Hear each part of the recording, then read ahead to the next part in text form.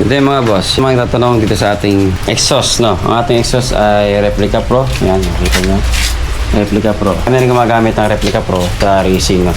Bali, yung size ng mga bossing is 32mm. Makikita nyo, short yan. Ang ginawa ko dyan mga boss, wala ka talagang mabibili na pang Winner X na shorty. No, binili ko yan ay pang sniper. Dahil gusto ko yung naka-shorty ako, pang sniper yung binili ko, pero may adjustment kayong gagawin. Ang ginawa ko is, hindi ko na ginamit yung elbow ng pang sniper. Nagpare-elbow ako.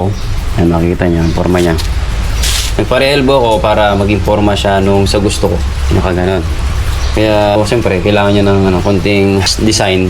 Pero ako na nagpa-design yan mga boss. Doon na kaya sa pupunta sa mga gumagawa ng mga muffler. Marami naman dyan sa tabi-tabi. Nagpalagay na naman bang senso. Yan, para in case na paparema ulit tayo, madali na lang, hindi na siya lalagyan.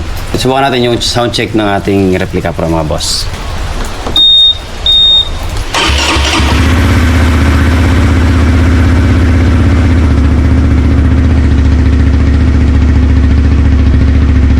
Rep natin, rep, para marinig yung malakas niya.